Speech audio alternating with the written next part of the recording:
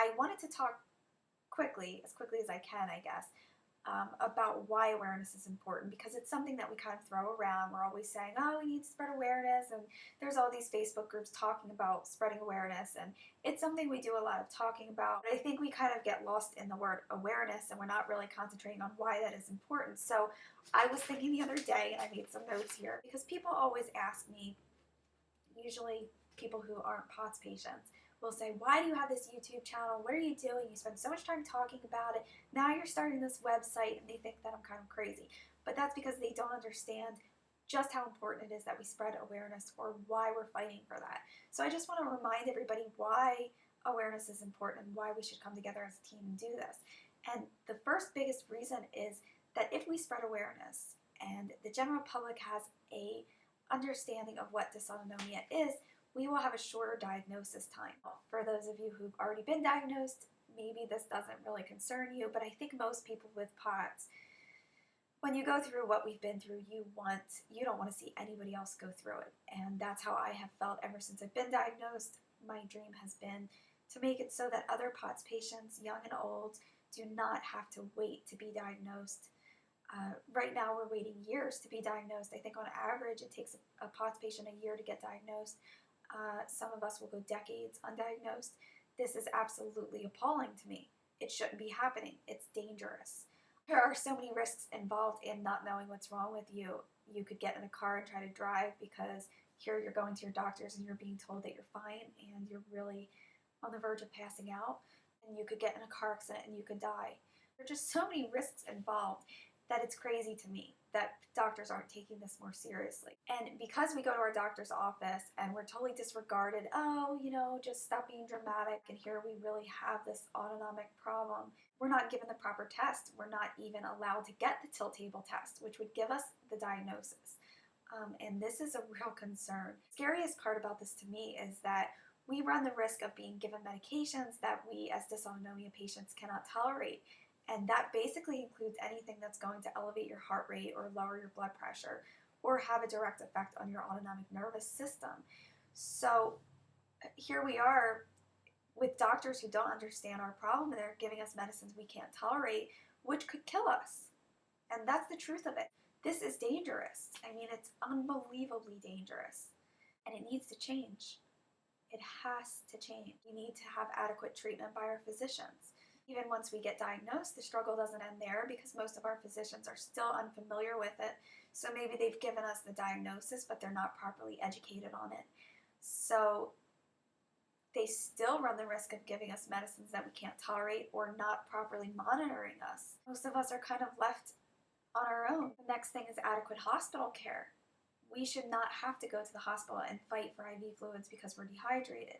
We should not be weak and unable to walk and sick as all hell and have to explain our condition. I can't tell you how many times I've been in a hospital triage room with the triage nurse, and I've had to sit there, and as weak as I was, I would have to educate this person on dysautonomia, and that is ridiculous. It should not be happening. And the other risk involved in inadequate hospital care is that because nobody understands dysautonomia, we're often left in the waiting room for hours on end because nobody realizes the severity of our symptoms. And once again, hospital staff can give us medication that we cannot tolerate. As if all of that isn't bad enough, how about the way that we're treated in general by doctors and nurses? We're treated in a very degrading, humiliating way.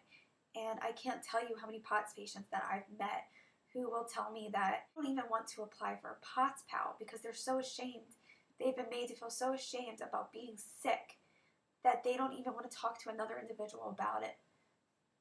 That makes me sick to my stomach. It should not be happening, and it's dangerous. The next thing is something that's going to take time and a lot of effort on our parts, and that's the government's recognition of dysautonomia as a disabling condition that may require Social Security income, handicap parking permits, accommodations by schools and workplaces.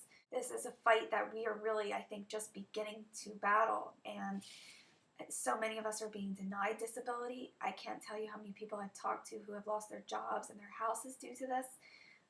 They've lost everything and they can't even get government help. I had to fight about getting a handicap parking permit, which I still don't have. And even that's dangerous if you have a dysautonomia patient on a hot summer day who has to park far away from their destination and passes out on the way there. I heard from a woman whose son is very ill, who needs a wheelchair at school, and even though they provided him the wheelchair, they can't provide him with an assistant to push the chair. And that is something that a lot of people wouldn't understand. Well, why can't he just push it himself? Well, because he has tachycardia, because he's weak and sick. And if we had awareness, if people were aware of this condition, they wouldn't think twice about that. But because they aren't, we are not being accommodated, whether it's at elementary school or college or in the workplace. I was hospitalized during my fall semester of college, and the way that I was treated was disgusting. I was in the hospital and I had to call them, and I was basically told, oh well. And when I said, well, I'm registered with the disabilities office, I was mocked and I was treated horribly. So these are things that are happening because of the lack of awareness. The last thing that is incredibly important to me is support from family and friends. Many of us have no support system whatsoever. Because our family and friends don't understand dysautonomia and its debilitating effects, they distance themselves from us. They lose contact with us. They resent us for not showing up to family functions or to gatherings with friends. Because nobody understands what in the world this strange condition is that we have, there is no explanation for it, and we're blamed for it. We don't need that kind of stress when we're already dealing with so much with our health. This is a time in our lives where we need all the support we can get. I think it's vital for a dysautonomia patient to have a good support system. And I think in order for that to happen, there needs to be awareness so that family and friends understand it. We're too weak a lot of the times, especially in the beginning of our diagnosis, to sit there and explain to somebody what it is we're going through. 6 years ago, there I was in the hospital trying to make phone calls and explain an autonomic dysfunction problem when I didn't even have the proper knowledge to explain it. Nonetheless, try to help somebody else get it. So that's a big problem. I mean, we need it to be out there so that when these people get diagnosed, this doesn't happen to them. So when somebody's in the hospital and they're just told, you have postural orthostatic tachycardia syndrome, when they go and tell a family member or a friend, we need for that person to have a general knowledge of it. Maybe they're never going to completely understand. They won't know every detail. But it needs to click in their minds. Oh, dysautonomia, I've heard of this. That will make all of the difference in the world. It will take away all of the shame and the stress that we deal with just in trying to constantly explain ourselves. So that's about it. I mean, those are a lot of big goals, and I think they're things that we will accomplish with time. And that's why I'm so happy today. I see this as a huge opportunity to do all of the things that I just talked about. I see lives changing, not just because of the dysautonomia connection, but because of the community as a whole coming together and fighting for the same cause. We're all such passionate people, and I think that as a group, we're going to do incredible things, and we're going to make a difference.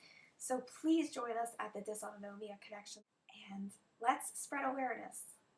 Let's make a difference. I love you guys, and I'm so honored to be a part of such a wonderful, amazing community of people.